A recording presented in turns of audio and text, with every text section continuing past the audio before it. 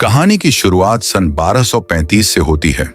हमें एक ईसाई शहर दिखाया जाता है जहां बहुत से लोग एक पुल के पास जमा हुए हैं। वहां 3 महिलाओं को सजा दी जाने वाली है। इन औरतों पर काला जादू करने और शैतान की पूजा करने का आरोप लगाया गया है। यह वह समय था जब महिलाओं पर ऐसे आरोप लगाकर उन्हें सजा दी जाती थी। सिपाही उन 3 महिलाओं के गले में रस्सी डाल देते हैं। वहां खड़ा पादरी, जिसके हाथ में एक पुरानी किताब है, उनसे कहता है, अगर तुम अपने गुनाह कबूल कर लो तो तुम्हारी आत्मा को माफी मिल जाएगी। उनमें से एक महिला, जो बहुत जोर जोर से रो रही थी और अपनी जान की भीख मांग रही थी, कहती है, हाँ, मैं स्वीकार करती हूं कि मैंने शैतान की पूजा की और काला जादू करने की कोशिश की। दूसरी महिला कहती है, मैंने सिर्फ दवाइयां बनाकर भेजी, मैंने कभी काला जादू नहीं किया। लेकिन तीसरी महिला को बिल्कुल डर नहीं था। उसने पादरी की ओर देखते हुए कहा, तू नरक में जलेगा। इसके बाद उन तीनों महिलाओं को फांसी दी जाती है और उनकी लाशों को पानी में डुबो दिया जाता है। इसके बाद वहां मौजूद सभी लोग जाने लगते हैं। तब पादरी सिपाहियों से कहता है, हम इन्हें ऐसे नहीं छोड़ सकते, हमें इन लाशों को बाहर निकालना होगा ताकि मैं अपनी सालों पुरानी किताब से मंत्र पढ़कर इनकी आत्माओं को शुद्ध कर सकूं। लेकिन सिपाही कहते हैं, अब ये दोबारा जिंदा नहीं होंगी, और वहां से चले जाते हैं। पादरी को इस श्राप के बारे में पता था, इसलिए रात में वह अकेले ही उन लाशों को एक एक करके पानी से बाहर निकालने लगता है और उन पर मंत्र पढ़कर शुद्धिकरण करने की कोशिश करता है। दूसरी लाश थोड़ा बहुत प्रतिक्रिया करती है और शांत हो जाती है। लेकिन जब वह तीसरी लाश को बाहर निकालने जाता है तो लाश का वजन इतना ज्यादा होता है कि पादरी खुद पानी में गिर जाता है। जैसे ही वह पानी से बाहर निकलने की कोशिश करता है, कोई उसका पैर पानी के अंदर खींचने लगता है। वह ऊपर आकर देखता है कि तीसरी लड़की जिंदा हो गई है और शैतान के रूप में अपने पांव से उसकी किताब को जला देती है। फिर वह पादरी को उसी पुल से फांसी पर लटका देती है। यहीं से दृश्य बदलता है। इसके बाद कहानी सन 1332 की दिखाई जाती है, जहां हमें बताया जाता है कि ईसाई धर्म पूरी दुनिया में फैल रहा है और इसके साथ ही बड़ी बड़ी लड़ाइयां हो रही हैं। इन लड़ाइयों में 2 ईसाई योद्धा भी शामिल थे। ये दोनों बहुत अच्छे दोस्त थे। एक का नाम था बहन और दूसरा था फिल्सन। ये दोनों बहुत ताकतवर योद्धा थे और कई सालों तक धर्म के नाम पर युद्ध करते रहे। इन्होंने कई लड़ाइयां लड़ी थी और आज तक कभी हार नहीं मानी थी। सन 144 में स्मरणा की जंग के दौरान ये लोग एक शहर पर हमला करते हैं और उसे अपने कब्जे में ले लेते हैं। लेकिन इसी दौरान बहन की तलवार से गलती से एक मासूम लड़की की जान चली जाती है। यह देखकर उसका दिल पिघल जाता है। वह आसपास देखता है कि वहां कई बच्चों और औरतों की जान जा चुकी है। वह अपनी लड़ाई वहीं रोक देता है। बहन कहता है, मैंने ईश्वर के लिए लड़ने की शपथ ली थी, बच्चों और मासूमों का कत्ल करने की नहीं। लेकिन ग्रैंड मास्टर गुस्से में जवाब देता है, तुम वही करोगे जो चर्च की मर्जी होगी। तुम एक मामूली सिपाही हो। ईश्वर की आवाज मेरे कानों में गूंजती है। इस पर बहन गुस्से में कहता है, शायद वह ईश्वर की आवाज नहीं है जो तुम्हारे कानों में गूंज रही है। बहन और फिल्सन चर्च की यूनिट को छोड़ने का फैसला कर लेते हैं। ग्रैंड मास्टर उन्हें धमकी देता है, तुम दोनों ऐसे यहां से नहीं जा सकते, तुम्हें अपनी शपथ पूरी करनी होगी। लेकिन कोई भी उन्हें रोकने की हिम्मत नहीं कर पाता। दोनों उस जगह को छोड़ देते हैं और बागी बन जाते हैं, क्योंकि उन्होंने चर्च के नियम तोड़ दिए थे। इसके बाद 1 महीने तक वे अपने लिए कोई नया ठिकाना ढूंढने में लगे रहते हैं। फिर एक दिन जब वे समंदर के किनारे से गुजर रहे थे, उन्हें कुछ मवेशी बिना चरवाहे के भटकते हुए मिलते हैं। आगे चलकर उन्हें एक घर नजर आता है। जब वे उस घर के अंदर जाते हैं तो वह खाली होता है। घर की तलाशी लेने पर उन्हें घर के मालिक का पता चलता है। वहां एक आदमी और एक औरत बुरी हालत में लेटे होते हैं और उसका पति बिस्तर पर मरा हुआ मिलता है। दोनों एक खतरनाक बीमारी के कारण अपनी जान गंवा चुके थे। उनका पूरा शरीर बीमारी की वजह से बिगड़ चुका था। बहन और फिल्सन उस घर को जला देते हैं ताकि बीमारी फैलने से रोकी जा सके। रास्ते में फिल्सन बहन से पूछता है, हमने तो बहुत कुछ झेला है, लेकिन ऐसी मौत से बचने के लिए इंसान आखिर क्या करे। फिर वे आगे बढ़ते हैं तो उन्हें एक बड़ा शहर नजर आता है। फिल्सन कहता है, शायद हमें पकड़ा जा सकता है, हमें शहर में नहीं जाना चाहिए। लेकिन बहन कहता है, हमें खाने का सामान और अच्छे घोड़ों की जरूरत है ताकि हम और लंबा सफर तय कर सकें। मजबूरी में दोनों उस शहर में जाने का फैसला करते हैं। शहर में पहुंचते ही बहन और फिल्सन अजीब हालात देखते हैं। यहाँ के लोगों का हाल बहुत बुरा था। गलियों में लाशें पड़ी थीं, लोग रो रहे थे, चिल्ला रहे थे और ईश्वर से अपने गुनाहों की माफी मांग रहे थे। कुछ लोग तो खुद को ही मार रहे थे। फिल्सन कहता है, आखिर यह कैसा पागलपन है। तभी पास में खड़ा एक आदमी उसकी बात सुन लेता है और जवाब देता है, यह महामारी है, एक ऐसी बीमारी जिसका कोई इलाज नहीं है। यह बीमारी पिछले 3 साल से यहाँ फैली हुई है। इसकी वजह से हर 4 में से 3 लोग मर रहे हैं। उस आदमी का नाम इकबाल था। वह दोनों से पूछता है, आखिर तुम लोग कौन हो? बहन जवाब देता है, हम मुसाफिर हैं और हमें इस बारे में कुछ भी पता नहीं था। दोनों ईसाई योद्धा थे, लेकिन उन्हें कोई नहीं पहचानता। जब वे घोड़े खरीदने की कोशिश करते हैं तो वहां एक आदमी बहन की तलवार देख लेता है।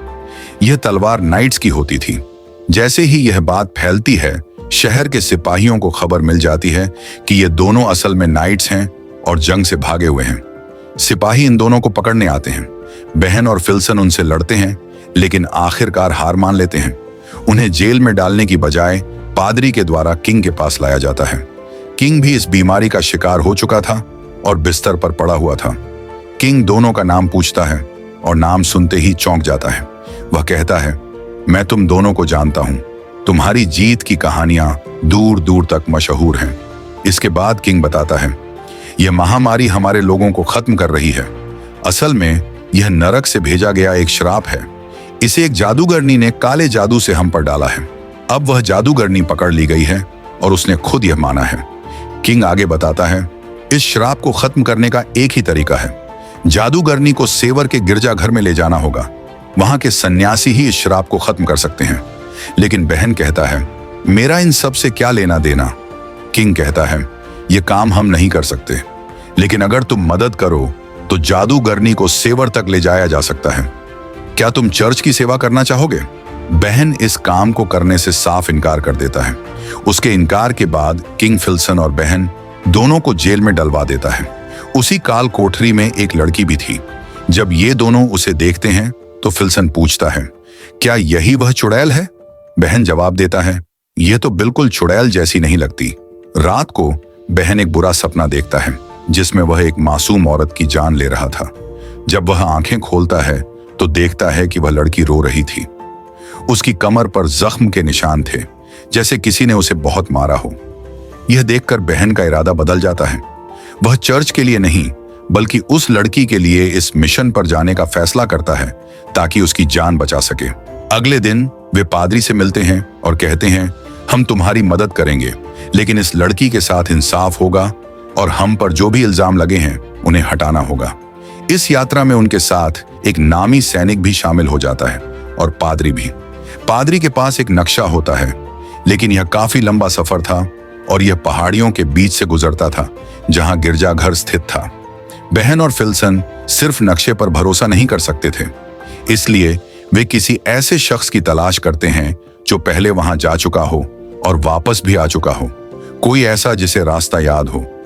पादरी उन्हें एक कैद किए गए आदमी के पास ले जाता है जिसे धोखाधड़ी के जुर्म में पकड़कर जेल में डाला गया था। बहन उसे एक सौदा करता है, अगर तुम हमें सेवर तक ले जाओ तो तुम्हारे ऊपर लगे इल्जाम खत्म कर दिए जाएंगे। वह इसके लिए तैयार हो जाता है। अब वे सफर पर निकल जाते हैं। साथ में पादरी और एक सैनिक भी था और रास्ता दिखाने वाला एक आदमी भी था। सलाखों से बनी एक बग्घी में वे लड़की को ले जाने वाले थे। जब ये लोग उसे लेने के लिए कालकोठरी में जाते हैं तो वह उन पर हमला कर देती है, लेकिन फिल्सन उसे बेहोश कर देता है और फिर उसे लेकर जाते हैं। जैसे ही वे शहर से बाहर निकलते हैं, वहां के किंग की भी मौत हो जाती है। चलते चलते वह आदमी जो रास्ता दिखा रहा था लड़की को देख रहा था। वह पादरी से पूछता है, क्या यह हमें धोखा दे सकती है? पादरी उसे समझाता है, अपना ध्यान कहीं और लगाओ, यह तो सिर्फ तुम्हें डराने की कोशिश कर रही है। अकाटे कहता है, तुम्हें कैसे पता कि यह लड़की जादूगरनी है और श्राप देने वाली भी यही है? पादरी कहता है, यह गांव में मिली थी, यह कुछ ऐसी बातें कर रही थी जिसे कोई नहीं समझ पा रहा था, और जैसे ही इसे हमारे शहर में लाया गया 7 दिन बाद महामारी फैल गई। जहां से भी यह गुजरी वहां का यही हाल हुआ। अकाटे कहता है, हमारे गांव में किसी भी लड़की के आने की खबर नहीं सुनी, फिर भी वहां महामारी आई है। चलते चलते बहन और फिल्सन के बीच भी बातचीत होती है। फिल्सन कहता है, कोई हमारा पीछा कर रहा है, इसलिए वे रुकने का फैसला करते हैं। जब वे रुकते हैं तो उसे पकड़ लेते हैं। बहन उसका नकाब उतारता है तो पादरी कहता है, यह किंग के यहाँ काम करने वाला एक मुल्जिम है, इसका नाम केय है। बहन कहता है, अच्छा यही होगा कि तुम यहाँ से चले जाओ। लेकिन केय कहता है, नहीं, मैं तुम लोगों के साथ जाना चाहता हूँ, तुम सबकी सेवा करना चाहता हूँ, बदले में आप मुझे एक नाइट बना देंगे। फिल्सन उसकी हंसी उड़ाता है, लेकिन फिर कुछ देर बाद एक लड़ाई होती है जिसमें वह फिल्सन को हरा तो नहीं सकता, लेकिन उसका डट कर मुकाबला करता है। इस बात से बहन उससे प्रभावित हो जाता है और उसे अपने साथ इस सफर में शामिल कर लेता है। केय बहन और फिल्सन द्वारा की गई लड़ाइयों की तारीफ करता है। जब बहन लड़की को खाना और कमंबल देने जाता है तो वह लड़की उसे कहती है, तुम बाकी सबकी तरह नहीं हो, तुम अच्छे इंसान हो। फिर वह पूछती है, सेवर में मेरे साथ क्या होगा? बहन जवाब देता है, इंसाफ होगा। तभी लड़की उसे एक कहानी सुनाती है। हमारे गांव में एक लड़की पर काले जादू का इल्जाम था। लोगों ने उसकी जेबों में पत्थर भर दिए और उसे पानी में डुबो दिया। उन्होंने कहा था कि अगर यह औरत डूबी तो यह इंसान है, और अगर नहीं डूबी तो यह चुड़ैल है। वह लड़की नहीं डूबी तो लोगों ने उसे जिंदा जला दिया। बहन उसे भरोसा दिलाता है, तुम्हारे साथ ऐसा कुछ नहीं होगा। साथ ही वह पादरी की तरफ इशारा करती है। बहन पूछता है, क्या पादरी ने तुम्हें चोट पहुंचाई? लड़की सिर हिलाकर जवाब देती है, हाँ। जब बहन वापस आता है तो पादरी उससे पूछता है, उसने तुमसे क्या कहा? बहन कहता है, तुम क्यों जानना चाहते हो? पादरी उसे समझाता है, उसे अपने दिल के राज मत बताना और न ही उसकी बातों पर विश्वास करना। वह बहुत चालाक है, वह हमें आपस में लड़ा सकती है। फिर रात बिताने के लिए वे जंगल में रुकते हैं। पादरी सबसे कहता है, हमें पहरा देना होगा। अकाट्य पहरा देता है। वह उस लड़की की तरफ देख रहा था। कुछ घंटों बाद जब पादरी उसके पास आता है तो अकाट्य कहता है, यह लड़की मुझे मेरी बेटी की तरह लग रही है। यह सुनते ही लड़की उदास हो जाती है। जैसे ही अकाट्य जाने वाला था, लड़की रोने लगी। वह कहती है, मुझे इस पादरी के साथ अकेला मत छोड़ो। अकाट्य पूछता है, तुम्हें इससे डर क्यों लगता है? इतने में लड़की अकाट्य को पकड़ लेती है। उसे बचाने के लिए पादरी जैसे ही आगे आता है, लड़की पादरी का हाथ जख्मी कर देती है और उसके गले से चाबी ले लेती है। फिर वहां से भाग जाती है। ये शोर सुनते ही बहन, फिल्सन और केय वहां पहुंचते हैं।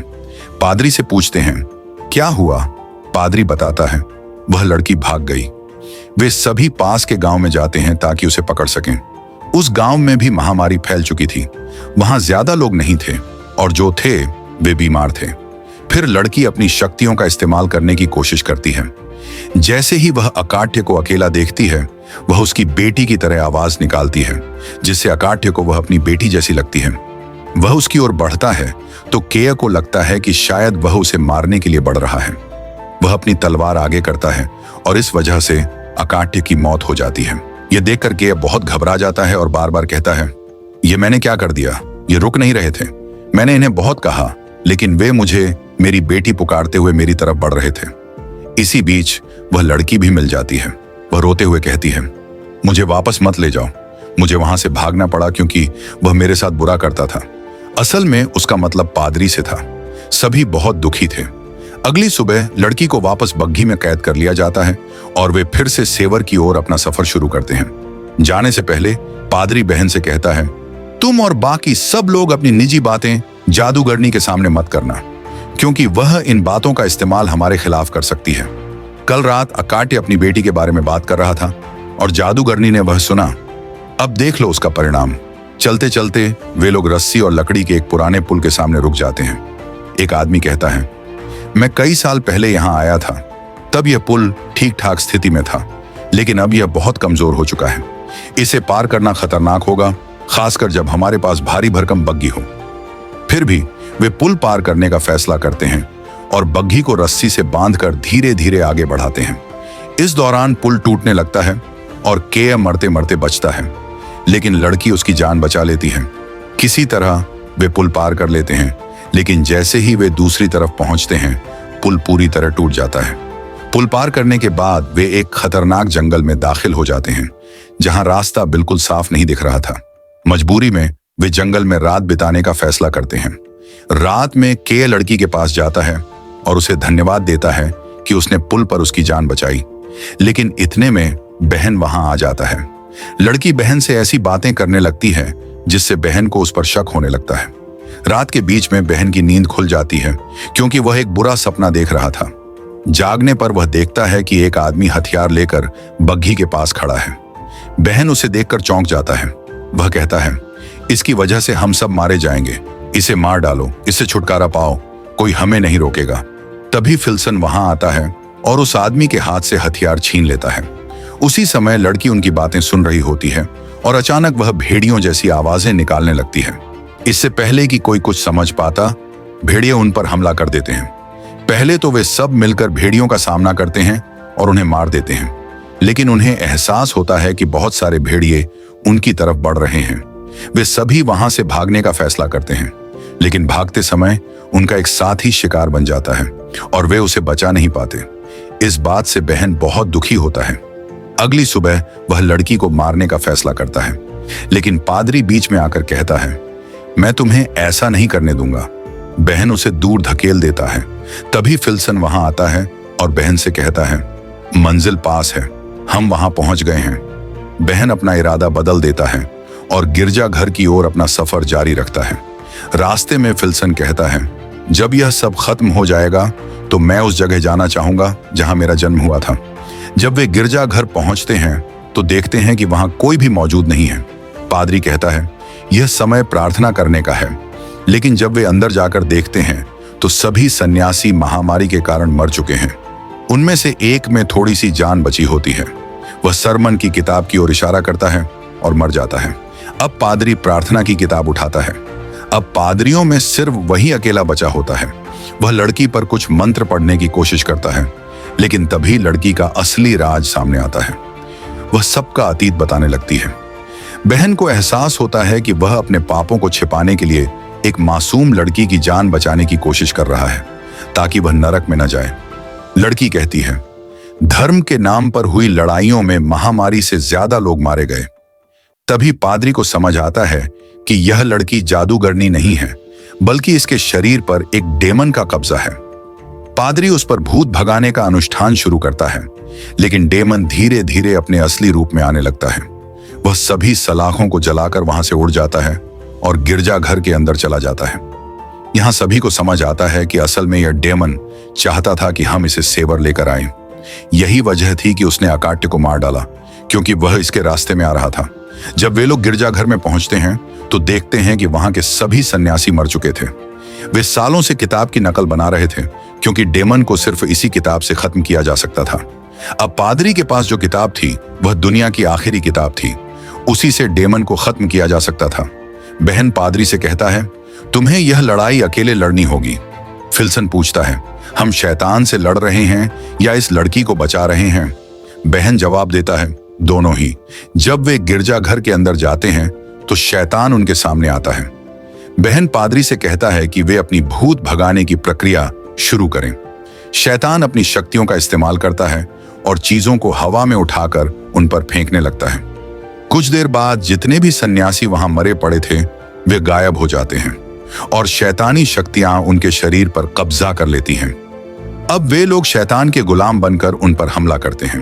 पादरी किताब पढ़ रहा होता है, लेकिन तभी शैतान उसे मार डालता है। वह किताब जमीन पर गिर जाती है। फिर फिल्सन आता है और डेमन से लड़ने लगता है, लेकिन डेमन उसे जला देता है।